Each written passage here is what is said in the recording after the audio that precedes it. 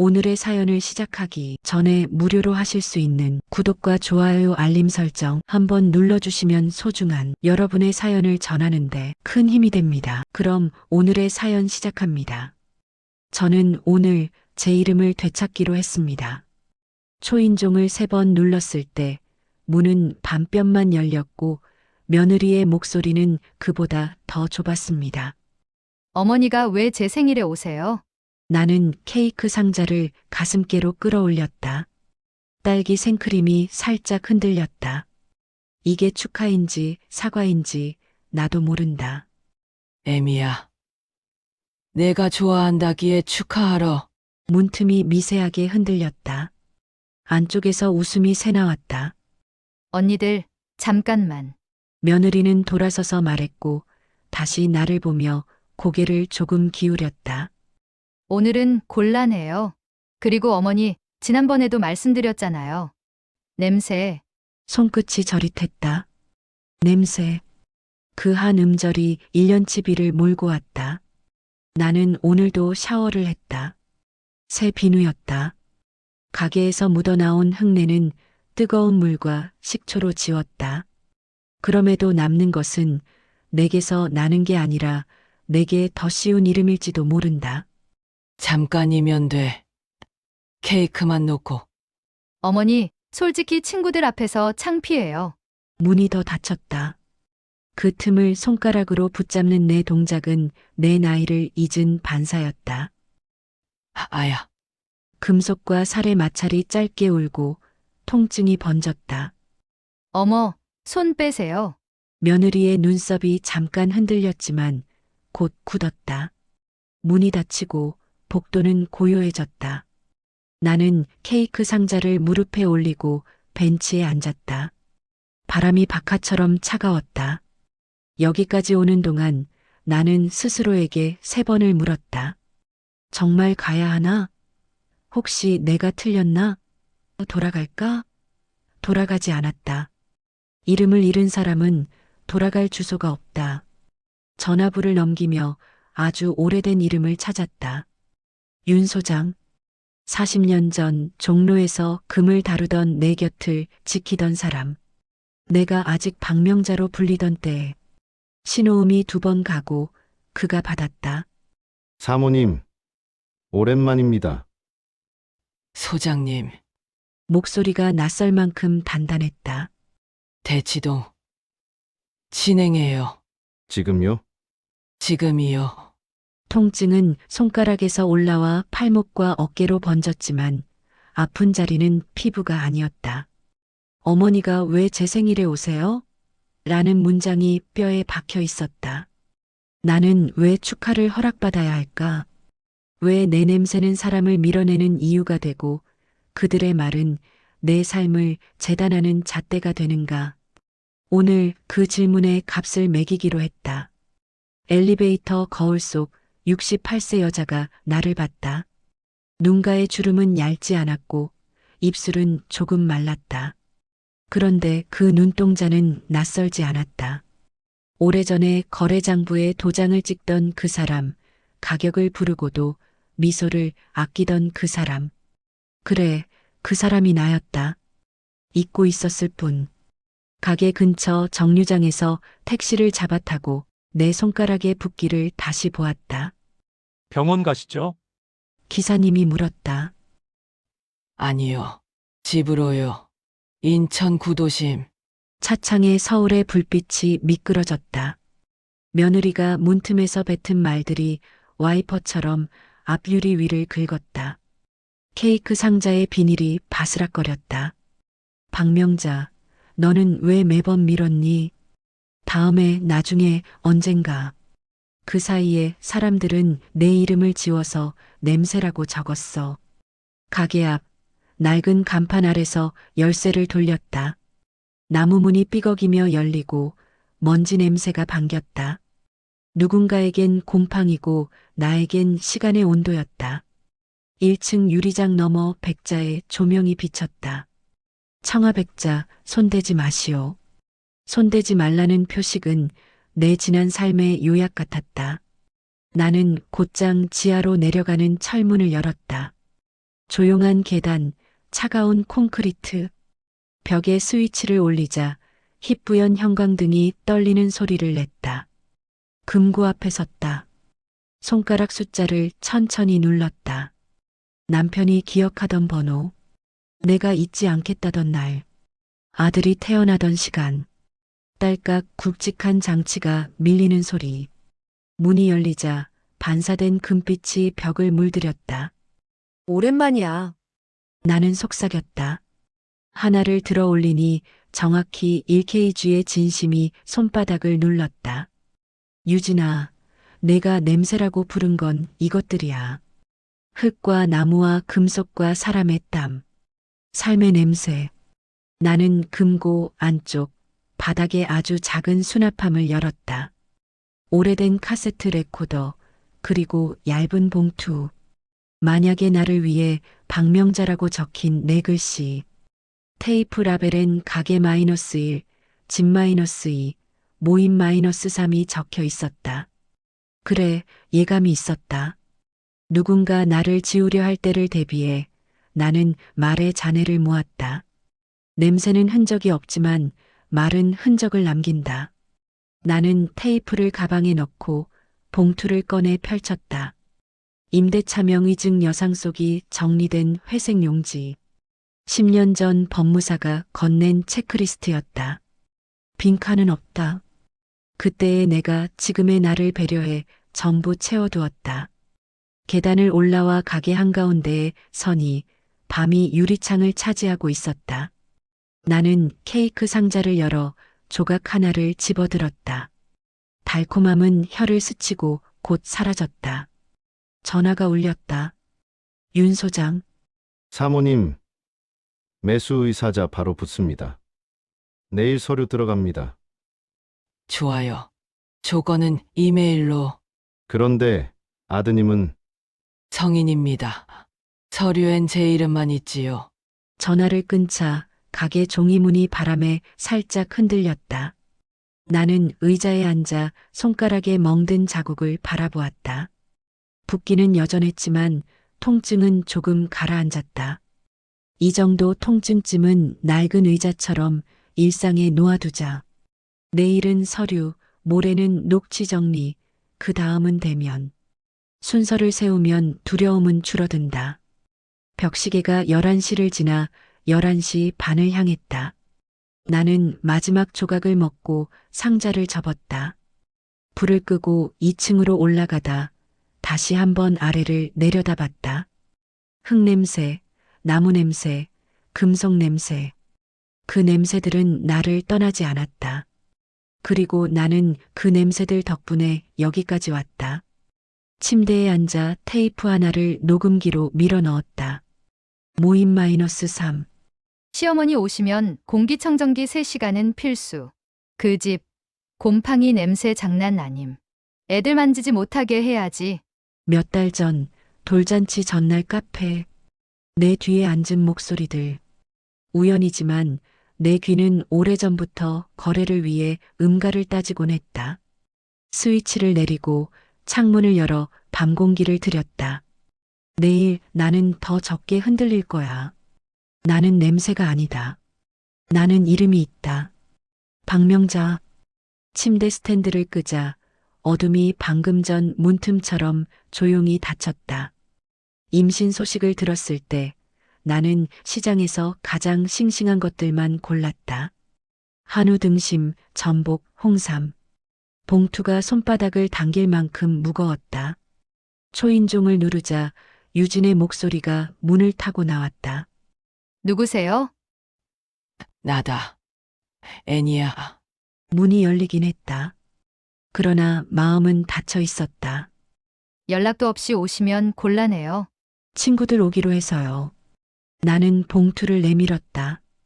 몸조리 하라고 준비했어. 그녀는 받았다. 그리고 곧장 말투를 바꿨다. 다음부터는 꼭 연락하고 오세요.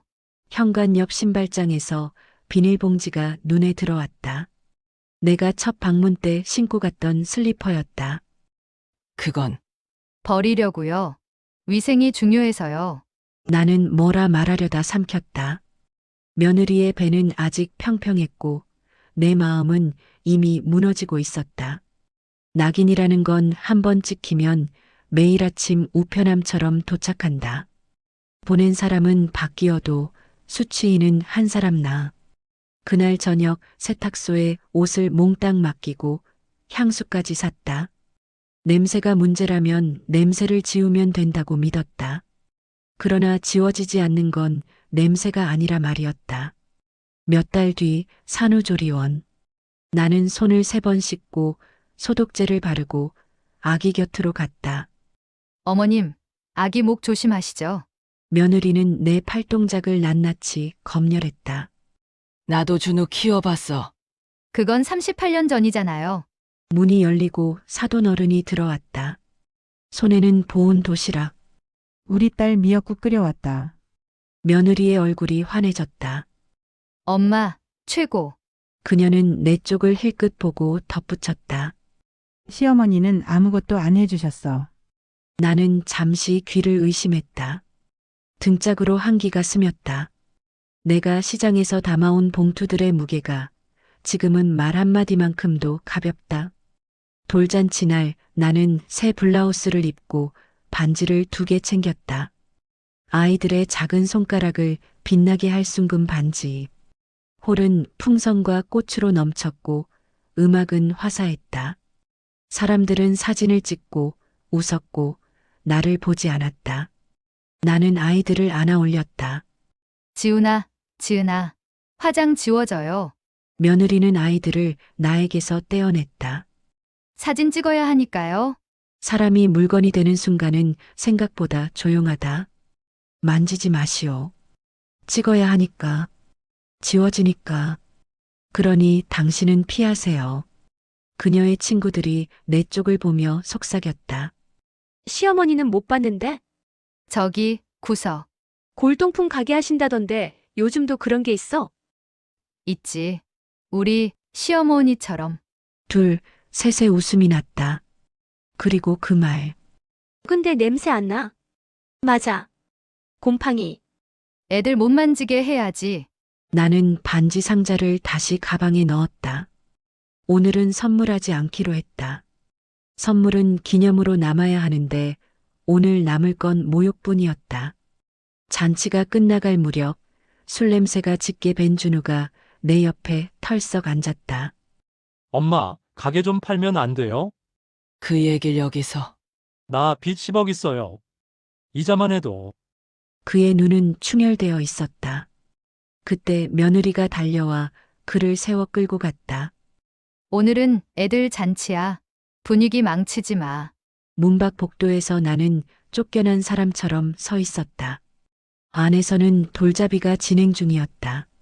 사회자의 목소리가 환호를 유도했다. 나는 벽을 짚었다. 벽은 차갑고 반듯했다. 나는 그 반듯함에 기대어 잠깐 숨을 골랐다. 나는 축하받으러 왔다. 그러나 축하의 자리는 이미 정해져 있었다. 사진 속 프레임, 명단 속 좌석, 말의 서열. 그 안에 나는 없었다. 며칠 뒤 어린이집 앞. 멀리서라도 손주들을 보고 싶었다. 할머니 오지 마세요. 지훈이의 입에서 할머니와 오지 마세요가 한 문장에 있었다. 지훈이는 코를 막았다. 엄마가 그랬어요. 할머니는 더럽다고. 주변 엄마들의 시선이 일제히 내게 꽂혔다. 내 팔이 저릿해졌다. 지훈아, 골동품이나 닦으세요. 가장 작은 입에서 나온 말이 가장 깊이 박힌다. 작은 손가락이 가리킨 방향으로 내 자존이 무너진다. 나는 주워 담을 손조차 잃는다. 나는 그날 밤 가게 1층의 모든 유리장을 닦았다. 유리장갑 없이 맨손으로 틈새의 먼지를 면봉으로 긁어냈다. 흙냄새, 오래된 나무 냄새, 금속의 냄새가 10개 섞였다. 내게 익숙한 나를 만든 냄새. 바닥을 닦다 말고 나는 고개를 들었다. 유리창 밖에 내 얼굴이 비쳤다. 내가 지워야 할 건 냄새가 아니다. 상처의 문장이다. 그 문장을 되돌려주는 방법은 말이 아니라 구조다. 기록과 절차와 권리. 그날 자정, 나는 모임 -3 테이프를 컴퓨터에 연결된 구형 플레이어로 디지털화했다. 웨이브 파일 하나가 바탕화면에 생겼다. 모임 카페 전날. WAV. 이어폰을 끼고 몇 번이고 들었다. 목소리의 톤, 웃음의 높낮이, 테이블을 치는 소리까지. 시어머니 오면 공기청정기 3시간 필수. 그 집 곰팡이 냄새 장난 아님. 애들 못 만지게 해야지. 증거는 냉정해야 한다. 내 감정이 개입하면 소음이 된다. 나는 감정을 메모지에 내려놓고 타임코드를 적었다. 이튿날 동네 법률사무소에 들렀다. 10년 전 남편이 떠난 뒤 내게 남긴 연락망 중 하나였다. 변호사는 조용히 들었다. 사적인 모욕의 기록, 절도 정황, 명예 관련 서류 준비는 충분해 보입니다. 다만 가족이니까 합의로 끝내라고 하실 거죠. 그는 미소 대신 서류를 넘겼다. 가족이든 아니든 권리는 같습니다. 다만 의뢰인께서 원하시는 목적을 분명히 해주세요. 처벌이 목표입니까? 아니면 경계의 설정입니까? 나는 잠시 생각했다. 경계요. 그리고 인정. 내가 더 이상 밀려나지 않는다는. 그럼 수순을 설계하죠. 등기, 고소, 조정, 대면. 이 순서면 좋겠습니다.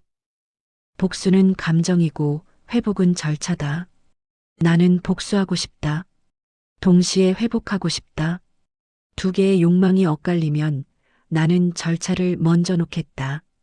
저녁에 집으로 돌아오니 우편함에 백색 봉투가 꽂혀 있었다. 등기소, 등기부등본, 소유권 이전 접수증, 일정표. 나는 거실 바닥에 종이를 펼쳐놓고 펜으로 체크했다. 확인, 제출, 발송. 체크가 끝날 때마다 심장이 조금씩 평온해졌다. 숨이 고르게 들고 났다. 내일은 더 덜 떨릴 것이다. 내일의 나는 오늘의 기록 덕분에 산다. 밤이 깊어지자 유리장 안청아백자가 달빛을 받아 푸른 그림자를 만들었다. 나는 그 앞에 서서 손가락으로 공중에 글씨를 썼다. 박-명 -자. 천천히 또렷하게. 누가 지우더라도 나는 다시 쓸 것이다. 그 이름이 냄새보다 오래 남도록. 오늘은 문득 내 손이 무엇으로 이루어졌는지 생각했다. 주름과 흉터 사이엔 시간의 결정이 박혀 있다. 그게 금보다 무겁다. 나는 가게 지하 금고 앞에 섰다. 철문을 열자 찬 공기가 밀려왔다. 형광등 빛이 골드바 위에 부딪혀 벽에 노란 빗살을 뿌렸다. 그래. 너희가 내 시간이지. 나는 혼잣말했다. 기억이란 이상하다. 언제나 가장 빛나던 순간을 끌고 와서 가장 어두운 지금 위에 얹는다. 눈을 감자향이 바뀌었다. 골동품 먼지 냄새 대신 뜨거운 쇳내, 도시의 열기, 사람 숨결. 40년 전 종로 귀금 속 도매시장. 내가 금거래의 여왕이라 불리던 시절이다. 아침 해가 뜨면 트럭들이 줄을 섰고 남자들이 사모님 왔습니다. 하며 모자를 벗었다. 나는 고무장갑을 낀 손으로 금 덩어리를 집어 올렸다. 무게를 재고 순도를 확인하고 메모를 했다. 손끝에 묻은 미세한 가루가 빛났다. 그때 사람들은 그 빛을 냄새라 하지 않았다. 그건 신뢰의 향이었으니까. 남편은 늘 말했다. 명자, 당신은 사람을 금보다 정확히 본다. 그 말이 좋았다. 내가 누군가를 믿을 때 그건 값이 아니라 존재를 사들이는 일이었다. 하지만 남편이 세상을 떠나자 시장은 나를 지웠다. 여성 상인은 금보다 빨리 식는다 했다. 그때부터 나는 냄새를 숨기기 시작했다. 금속, 땀, 시장, 사람 삶의 냄새를. 그렇게 10년, 20년이 지나 지금의 가게가 남았다. 사람들이 골동품이라 부르는 것들은 사실 내 시간의 파편들이다. 깨진 시계, 녹슨 열쇠, 이름 지워진 액자. 그 속에 숨겨진 기록들. 나는 유리장 속에서 작은 도자기 하나를 꺼냈다. 바닥에는 흑백 사진이 끼워져 있었다. 젊은 내가 환하게 웃고 있었다. 왼쪽 손엔 아기가 안겨 있었다. 준우. 나는 그 아이에게 금보다 값진 시간을 줬다. 그런데 그 아이는 지금 그 시간을 빚이라 부른다. 사진 뒤에는 남편의 글씨가 희미하게 남아 있었다. 누구에게도 무시당하지 마오. 당신은 여왕이오. 나는 손끝으로 그 문장을 쓸었다. 눈물이 묻어 글씨가 번졌다. 여왕이라니. 지금의 나는 가게 세입자에게도 눈치를 보는 노인이다. 하지만 오늘은 다르다. 나는 법적 문서와 증거를 가진 여왕이다. 감정이 아닌 절차로 움직이는 사람. 저녁이 되자 가게 불빛이 거리로 새어나갔다. 손님 하나 들어왔다. 중년 남자, 관심 없는 시선. 할머니 이런 거 요즘 안 팔려요. 그는 먼지 묻은 시계를 집어들었다. 그런데 이거 진짜예요? 나는 미소를 지었다. 진짜예요. 시간을 팔고 있거든요. 그는 고개를 갸웃하며 나갔다. 문이 닫히자 다시 고요. 세상이 몰라봐도 괜찮다. 내가 나를 다시 인정하면 된다. 냄새가 아니라 향으로 돌려놓는 일, 그게 복수다. 나는 서랍을 열었다. 남편의 유언장, 사업장 계좌번호, 그리고 내 이름으로 된 토지 등기. 펜을 들었다. 박명자 재단 계획 초안이라고 적었다. 노인 존중 및 법률 지원 센터라는 이름이 떠올랐다. 그건 아직 미완의 꿈이었다. 하지만 오늘부터 다시 쓴다. 밤 11시. 나는 가게 앞에 나가 셔터를 내렸다. 철문이 닫히는 소리가 심장처럼 쿵 울렸다. 하늘엔 별 2개가 붙어 있었다. 하나는 남편, 하나는 나. 이제 시작할게요. 나는 속삭였다. 냄새가 아닌 이름으로. 새벽 5시. 유리창에 새빛이 걸렸다. 나는 책상 앞에 앉았다. 테이블 위엔 하얀 서류들이 겹겹이 쌓여 있었다. 등기부등본, 원본, 사본, 부동산 매매계약서, 법률대리인 위임장. 모든 칸은 내 손글씨로 채워졌다. 볼펜이 종이를 미끄러질 때마다 심장이 딸깍 소리를 냈다. 복수는 화가 아니라 결정이다. 결정은 서류 위에 글씨로 남는다. 그래서 나는 지금 분노를 글씨로 바꾸고 있다. 어제까지 무겁던 골드바의 빛이 오늘은 달랐다. 빛은 움직이지 않지만 의미는 옮겨진다. 나는 볼펜을 세워 서명란에 박명자라고 적었다. 글씨가 흔들리지 않았다. 전화가 울렸다. 사모님, 매수자 확정됐습니다. 언제 계약하죠? 오늘 오전 11시 강남 법무사 사무실입니다. 좋아요. 가겠습니다. 전화를 끊고 나는 거울을 봤다. 눈가에 피로가 그려져 있었지만 입술 끝이 올라갔다. 정장을 입고 목걸이를 걸었다. 남편이 주던 그 순금 목걸이. 이제 이건 보석이 아니라 증거다. 나는 여전히 가치를 판단할 줄 아는 사람이라는 증거. 오전 11시. 강남. 법무사 사무실의 공기는 서류 냄새와 잉크 냄새가 섞여 있었다. 서명 여기 해주시면 됩니다. 나는 한 줄씩 읽으며 펜을 들었다. 매도인 박명자. 소유권 이전 일자, 즉시 계약 후. 거래 금액 35억 현금. 볼펜 끝이 서류 끝에 닿을 때마다 가슴속 뭔가가 정리됐다. 모든 결정은 합법적으로. 그게 내 복수의 규칙이었다. 계약을 마치고 사무실을 나오는데 햇빛이 유리창을 타고 얼굴을 때렸다. 눈이 시렸다. 길 건너편 카페에서 젊은 여자들이 수다를 떨고 있었다. 그중 한 명이 친구에게 말했다. 우리 시어머니는 냄새 진짜 심해. 순간 내 심장이 쿵 내려앉았다. 하지만 바로 웃음이 나왔다. 그래, 그건 그 사람들의 세계. 나는 이제 그 냄새로 돈을 움직인다.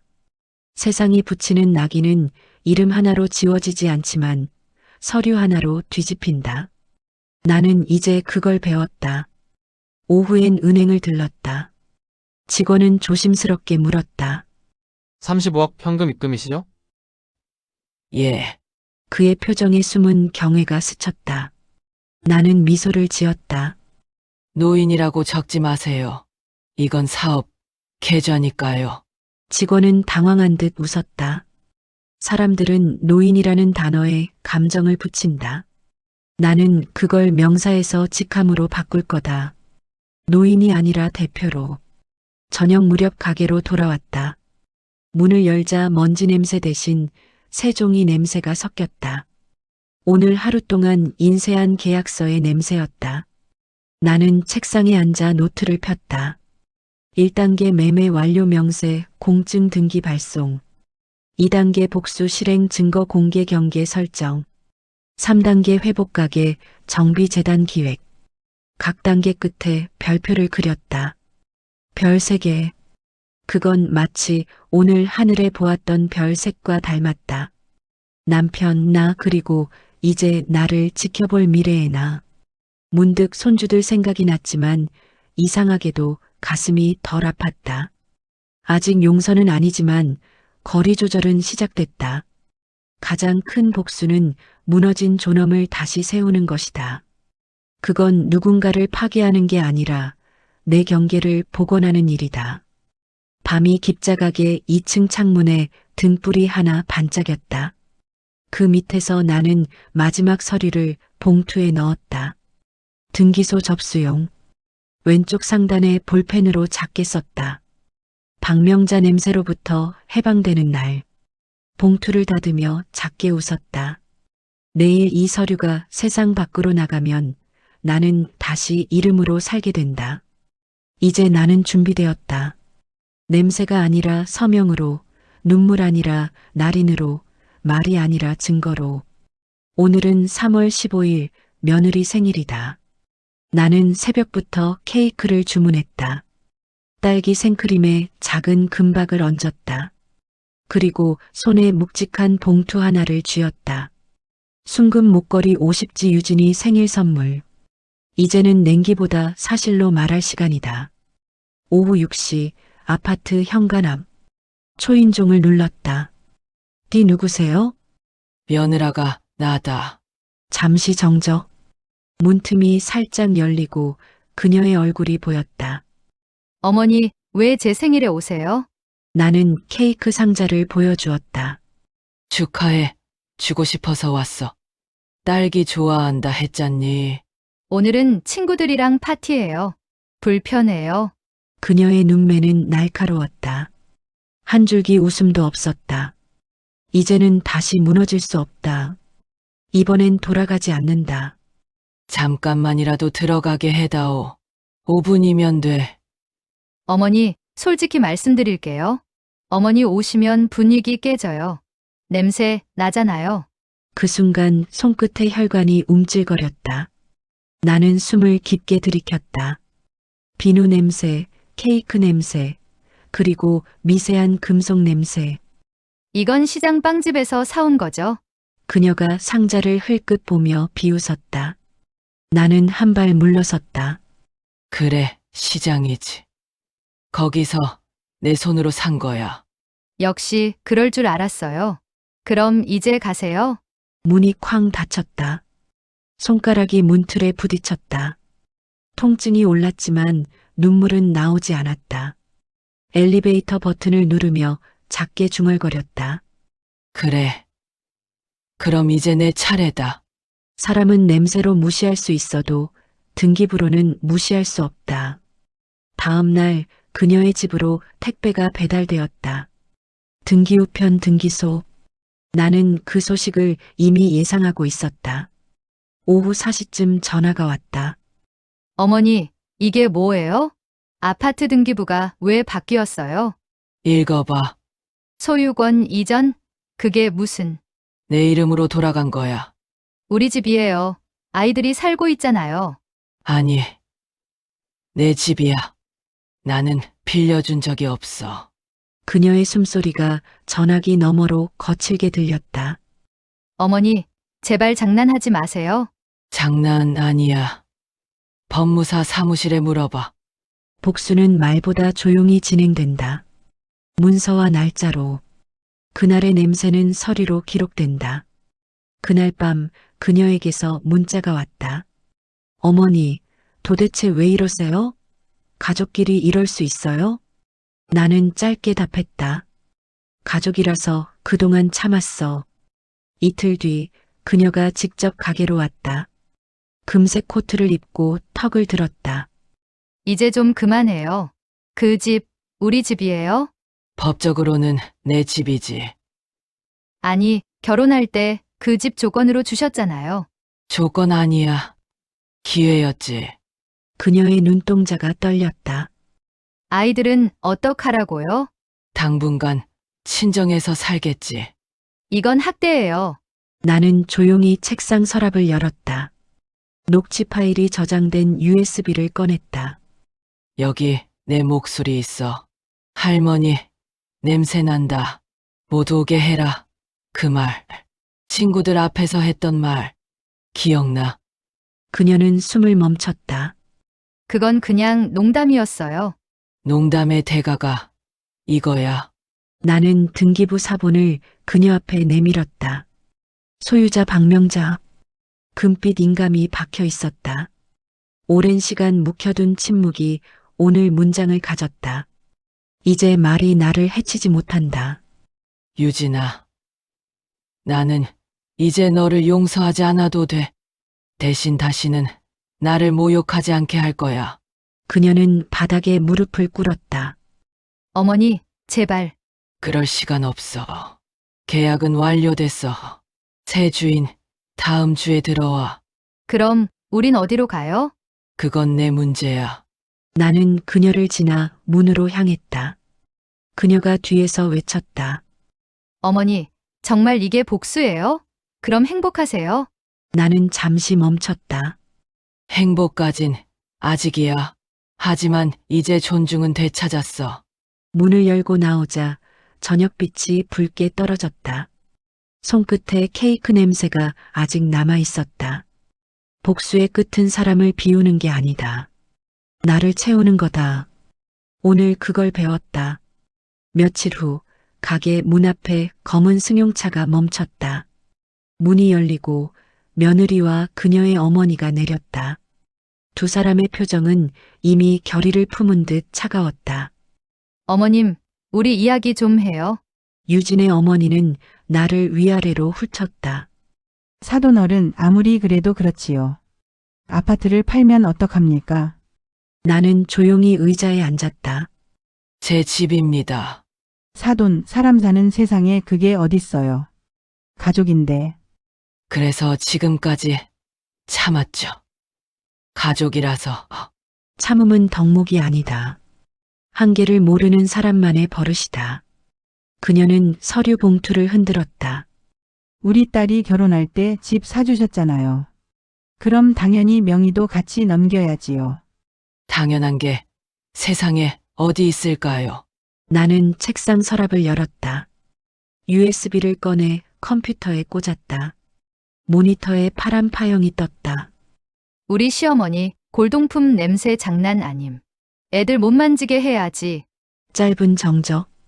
유진의 어깨가 흔들렸다. 그건 농담이라고 했잖아요. 농담은 다른 사람이 웃을 때 끝나. 나는 그날부터 울었어. 유진의 어머니가 숨을 몰아쉬었다. 딸이 실수한 것 같고 이러는 건 너무해요. 나는 또 하나의 서류를 내밀었다. 실수라 하기엔 기록이 너무 많네요. 여기 CCTV 사진. 며느리가 내 가게에서 도자기 3개 가져간 날 어머님, 그건 그냥 보관하려고. 팔았더구나. 중고 사이트 계정을 확인해 봤더니 그건 유진이 말을 잇지 못했다. 증거는 차갑지만 심장은 뜨겁다. 이온도 차가 사람을 갈라놓는다. 나는 고소장 사본을 책상 위에 올려놓았다. 이건 이미 경찰에 접수됐어요. 유진의 어머니가 탁자에 손을 쾅 내리쳤다. 가족끼리 고소라니요. 가족이 아니니까요. 존중이 끝난 순간 우린 타인입니다. 그녀의 눈이 날카롭게 번쩍였다. 사돈 지나치세요. 나이 드셨으면 이해심이 좀. 그 말 지금 철회하세요. 내 목소리가 스스로도 낯설게 단단했다. 나이는 면죄부가 아니에요. 무시의 기준도 아니죠. 유진은 무릎을 꿇었다. 어머니, 제발 고소 취하해 주세요. 아이들이 있잖아요. 나는 잠시 그녀를 바라봤다. 눈물은 진심처럼 보였다. 하지만 진심은 항상 결과 뒤에 온다. 복수와 용서 사이엔 한 칸이 있다. 그 칸의 이름은 경계다. 고소는 취하하지 않을 거다. 하지만 집행유예로 끝나게는 해줄 거다. 그게 내 마지막 배려다. 감사합니다. 유진은 숨을 삼켰다. 감사하지 마. 이건 용서가 아니야. 경고야. 나는 컴퓨터 화면을 끄고 USB를 봉투에 넣었다. 증거 보관용. 그녀들이 나간 뒤 가게는 고요했다. 탁자 위 찻잔에 남은 물자국이 달처럼 희미했다.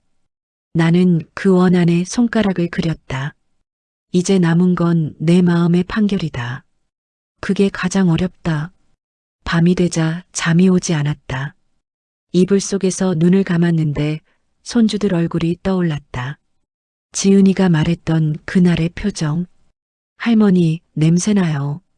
그 순간 가슴 어딘가에서 무언가가 끓었다. 나는 이겼다. 그런데 왜 이렇게 쓰라릴까? 정의가 승리했는데 평온은 오지 않는다. 창밖에 달빛이 비쳤다.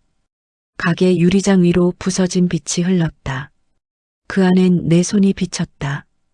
금보다 무겁고 눈물보다 뜨거운 손. 나는 그 손을 하늘 위로 들었다. 이 손으로 다시 시작하자. 며느리와 사돈이 나간 지 일주일이 지났다. 가게는 조용했다. 나는 도자기 위에 앉은 먼지를 손끝으로 쓸어냈다. 그 흙먼지가 빛에 부딪혀 춤을 췄다. 평화로웠다. 그런데 전화가 울렸다. 어머니, 준우의 목소리였다. 유진이가 아이들을 데리고 나가려고 해요. 당분간 연락하지 말래요. 그래, 정말 그렇게 하실 거예요? 그래. 지금은 그게 맞아. 전화를 끊고 한참을 멍하니 앉았다. 정의는 이겼지만 사랑은 패배했다. 그 두 줄의 그래프가 내 가슴 안에서 엇갈린다. 그날 밤 문득 손주들 생각이 났다. 얼굴을 한 달째 보지 못했다. 다음 날 나는 어린이집 앞으로 갔다. 학교 시간 아이들이 줄지어 나왔다. 지훈이와 지은이가 눈에 들어왔다. 나는 손을 흔들었다. 지은아, 아이들이 잠시 멈추었다. 지은이가 낮은 목소리로 물었다. 엄마가 오지 말래요. 할머니가 보고 싶어서 왔어. 할머니 냄새나요. 지훈이가 말했다. 공기 한 켠이 무너졌다. 나는 숨을 삼켰다. 그 말 하나에 심장이 두 번 뛴다. 한 번은 고통으로, 한 번은 각성으로. 그래. 할머니가 미안해. 나는 조용히 뒤로 물러났다. 아이들은 교사에게 끌려 들어갔다. 남겨진 나는 출입문 옆에 서 있었다. 누군가 코끝을 막는 소리가 들렸다. 냄새 난다. 아이 어머니들의 목소리였다. 그 순간 나는 웃었다. 이제 이 말이 칼처럼 아프지 않다. 나는 이 말을 증거로 쓰면 된다. 그날 저녁 가게 유리창에 비친 내 모습은 다른 사람처럼 보였다. 피로했지만 단단했다. 나는 책상 서랍을 열어 법무사에게서 받은 고소 접수증을 꺼냈다. 그리고 그 아래에 다른 서류를 얹었다. 노인 학대 및 명예훼손 사례 기록. 복수는 끝났고 이제 정의가 시작된다. 나는 노트에 적었다. 다음 주 검찰 조정실 출석. 그 후 손주 접견 신청 준비. 손가락에 묻은 잉크를 닦으며 중얼거렸다. 이건 미움이 아니야. 대화의 다른 형태야. 밤 10시 갑자기 문이 두드려졌다. 쿵쿵쿵. 문을 열자 서류 봉투를 든 남자가 서 있었다. 배달원이다. 박명자님 택배 왔습니다. 봉투에는 작은 편지 한 장이 들어 있었다. 할머니, 우리 보고 싶어요. 엄마한테는 비밀이에요. 지은이, 지운드림. 글씨가 서툴렀다. 나는 그 짧은 문장을 천천히 읽었다. 미움은 배울 수 있지만 그리움은 본능이다. 나는 편지를 가슴에 안고 눈을 감았다. 눈물이 흘렀지만 이번에는 따뜻했다. 그래. 할머니가 곧 갈게. 이제 내 복수는 끝나간다. 이제부터는 지켜야 할 차례다. 법원 3층, 조정실 문 앞. 문 앞 벽에는 가족 민사 조정이라 적혀 있었다. 나는 봉투를 품에 안고 앉았다. 손에는 한 달 전 법무사가 건넨 고소장 사본이 있었다. 문이 열리자 판사의 목소리가 들렸다. 원고 박명자님 들어오세요. 안에는 유진과 변호사가 앉아 있었다. 유진의 얼굴은 초췌했고 눈 밑은 짙은 그림자였다. 어머님, 그녀가 입을 열었지만 나는 손을 들어 막았다. 조정실에선 감정 대신 사실로 말합시다. 판사가 고개를 끄덕였다. 좋습니다. 원고 측 발언 먼저 하시죠. 나는 천천히 자리에서 일어섰다. 저는 68세입니다. 40년간 골동품 가게를 운영했고 누구에게도 빚진 적 없습니다. 내 목소리가 낯설 정도로 또렷했다. 그런데 제 며느리는 5년 동안 저를 조롱했습니다. 냄새난다 했고 제 가게를 더럽다고 했습니다. 손주들 앞에서. 할머니는 가까이 가면 안 된다고 가르쳤습니다. 조정실의 공기가 무겁게 가라앉았다. 그게 단순한 감정의 다툼이 아닙니다. 존엄의 훼손입니다. 나는 고개를 숙였다. 손끝이 떨렸지만 더는 눈물은 나오지 않았다. 말은 가벼워 보여도 증언으로 나오면 돌덩이처럼 무겁다. 판사가 고개를 끄덕였다. 피고 측 의견 들읍시다. 유진이 일어섰다. 판사님 저는 정말 잘못했습니다. 시어머니를 괴롭혔습니다. 제 아이들에게도 잘못된 말을 했습니다. 그녀의 목소리는 떨렸다. 돈 때문에, 스트레스 때문에 제 자신을 잃었습니다. 죄송합니다. 그녀가 울음을 터뜨렸다. 조정실 구석에서 종이 넘기는 소리가 멈췄다. 나는 그 울음이 진심인지 두려움인지 구분할 수 없었다. 하지만 상관없다. 울음이 변명이라도 기록이 남는 순간 진실의 일부가 된다. 판사가 물었다. 원고께서는 합의 의사가 있으십니까? 나는 잠시 침묵했다. 머릿속에 아이들 얼굴이 스쳤다. 할머니 냄새나요. 그리고 그 편지, 할머니 보고 싶어요. 합의는 없습니다. 내 목소리가 정적을 가르며 흘렀다. 단, 선처는 합니다. 집행유예 조건으로요. 그게 내가 그들에게 줄 마지막 자비입니다. 판사가 천천히 고개를 끄덕였다. 조정 결렬 그러나 집행유예 선처 의견으로 기록하겠습니다. 유진이 무릎을 꿇었다. 어머님 정말 죄송해요. 나는 그녀를 내려다봤다. 유진아, 이제 나는 너를 용서하지 않아도 돼. 그건 내 자유야. 하지만 너도 내 인생을 다시 세워야 해. 내가 세운 경계를 넘어오지 마. 경계는 미움이 아니다. 사랑이 흩어지지 않게 지키는 울타리다. 판사가 서류를 정리하며 말했다. 이 정도면 말씀 다 하신 것 같습니다. 오늘로 조정은 마칩니다. 나는 서류 봉투를 들고 일어섰다. 문을 나서며 유진의 흐느낌이 등 뒤로 따라왔다. 그러나 내 걸음은 단단했다. 복도 창밖으로 햇빛이 쏟아졌다. 손끝에 그 빛이 닿았다. 이제 더는 피해자가 아니다. 증언한 순간 나는 행위자가 된다. 엘리베이터를 타고 1층으로 내려가면서 눈을 감았다. 남편의 목소리가 들리는 듯했다. 당신은 여왕이요. 누가 뭐래도. 나는 웃었다. 여보, 이제 법도 내 편이야. 진짜 복수는 그들이 무너질 때가 아니라 내가 당당해지는 순간 완성된다. 조정이 끝난 지 2주쯤 지났을 때였다. 가게 문이 조용히 열렸다. 그 문턱에 선 건 준우였다. 양복은 다려져 있었고 얼굴은 야위었다. 그의 눈빛이 달라져 있었다. 어머니, 목소리에는 술기운도 억지도 없었다. 들어와. 나는 의자를 가리켰다. 그는 천천히 고개를 숙였다. 정말 죄송합니다. 무엇 때문에? 유진이 일도 제 일도 다요. 그는 봉투를 꺼냈다. 이건 제 계획서예요. 봉투 속엔 인쇄된 서류가 있었다. 분할 상환 20년 계획. 월 상환금 600만 원. 총액 10억. 예전 같으면 돈의 숫자에 먼저 눈이 갔겠지만 지금 내 눈은 20년이란 단어에 머물렀다. 시간으로 빚을 갚겠다는 뜻이었다. 직장은? 개발자로 들어갔어요. 중소기업이에요. 작은 자리지만 제 힘으로 얻었습니다. 그는 명함을 내밀었다. 박준호 선임 개발자. 명함 끝이 살짝 구겨져 있었다. 그가 하루 종일 쥐고 있었던 흔적 같았다. 어머니, 앞으로는 제 힘으로 살 겁니다. 그리고 20년 동안 갚겠습니다.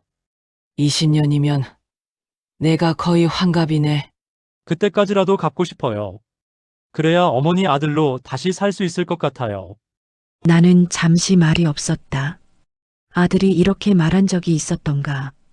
어쩌면 나는 너무 오랫동안 그 아이를 가난한 빚쟁이로만 봐 왔는지도 모른다. 그래. 준우야, 나도 조건이 있어. 말씀하세요. 20년 동안 단 한 달도 빠지지 않고 갚아. 그리고 손주들은 만나지 마. 그의 얼굴이 굳었다. 왜요? 아이들 보고 싶어요. 그 아이들은 아직 준비가 안 됐어. 내가 먼저 바로 서야 해. 그래야 그 아이들에게 당당히 아버지라 말할 수 있지. 용서는 관계를 복원하는 게 아니라 관계를 다시 쌓을 벽돌 하나를 허락하는 일이다. 그는 고개를 숙였다. 알겠습니다. 그리고 매달 갚을 때마다 내 이름 옆에 존중이란 단어를 새겨. 돈이 아니라 그게 진짜 값이니까. 그는 눈시울을 붉혔다. 감사합니다, 어머니. 나는 그제야 그를 바라보았다. 살이 빠진 얼굴, 손끝에 굳은 살. 너 정말 변했구나. 그는 웃었다.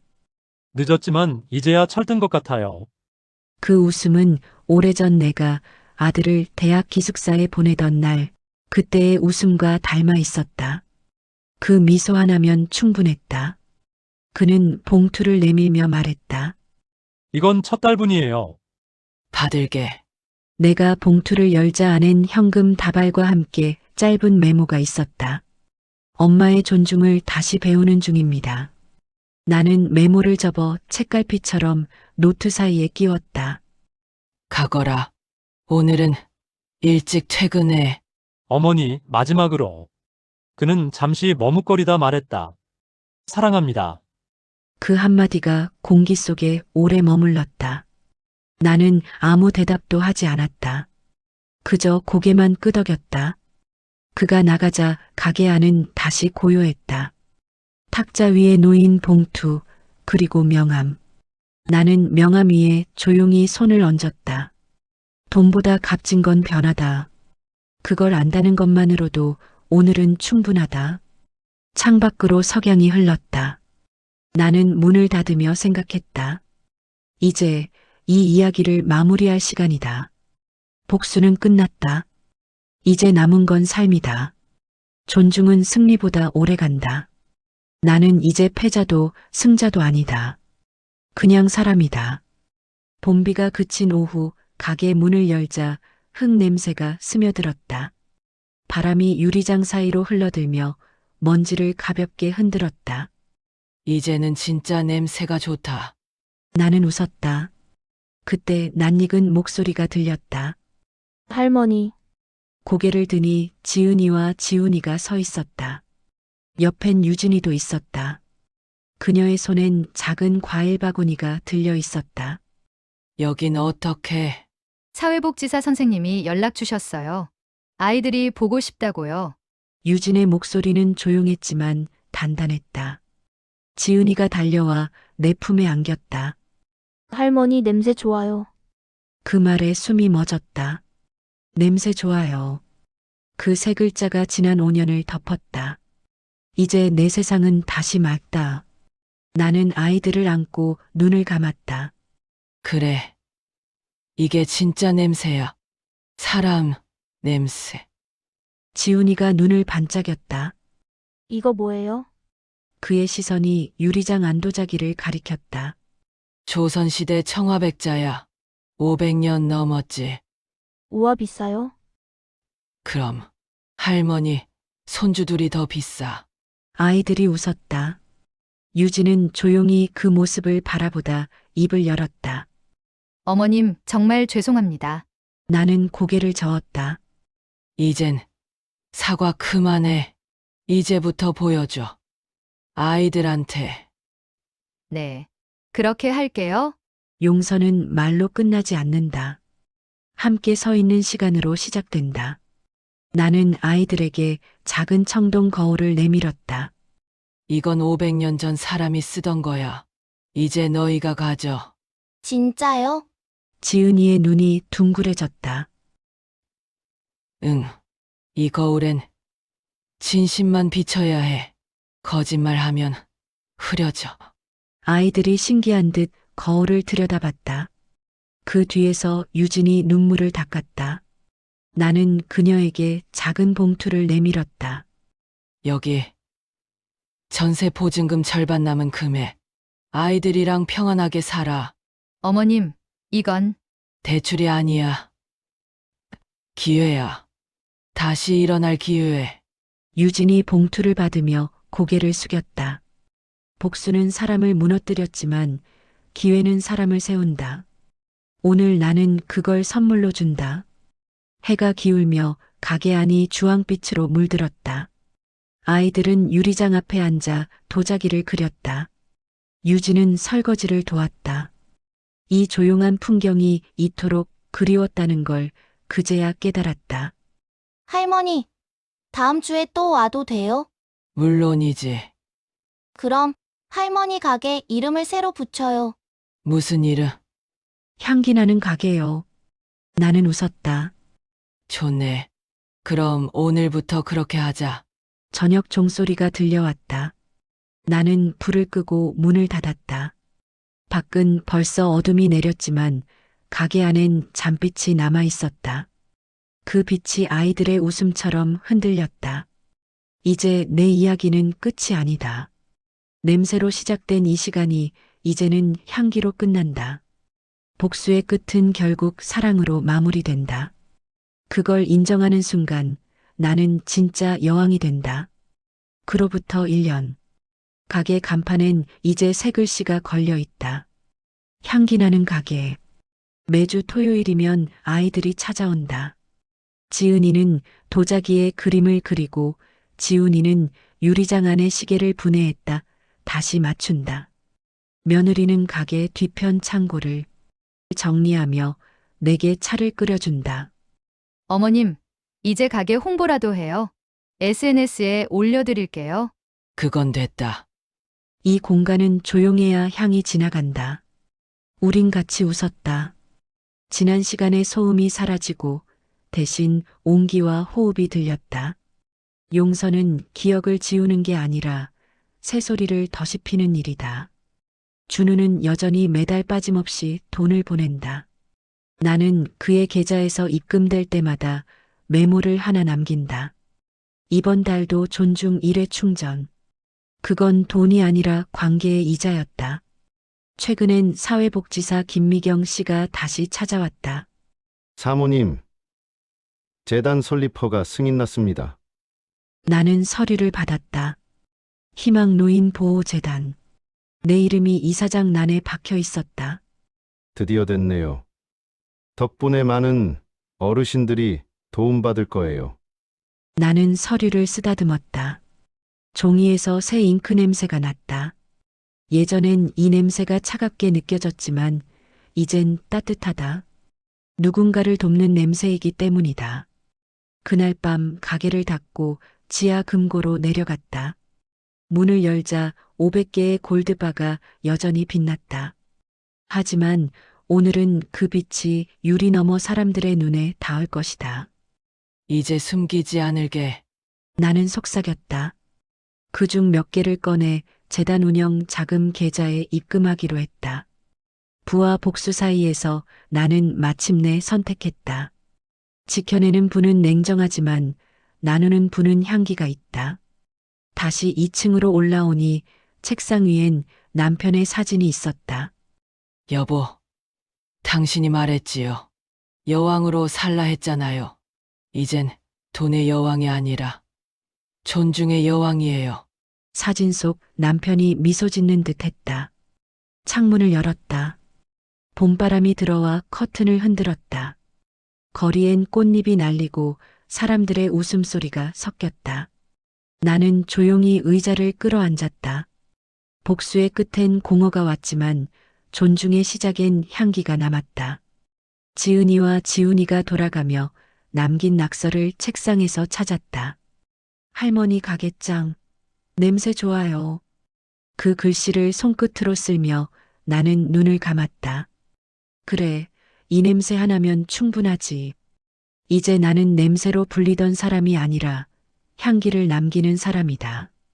불을 끄자 가게 안은 어둡지만 유리장 속 도자기가 별빛을 반사했다. 그 빛들이 모여 나를 비췄다. 나는 천천히 속삭였다. 이제 정말 끝이야. 그리고 새 시작이야. 오늘의 사연 어떠셨나요? 구독자분들의 생각을 댓글로 편하게 나눠주세요.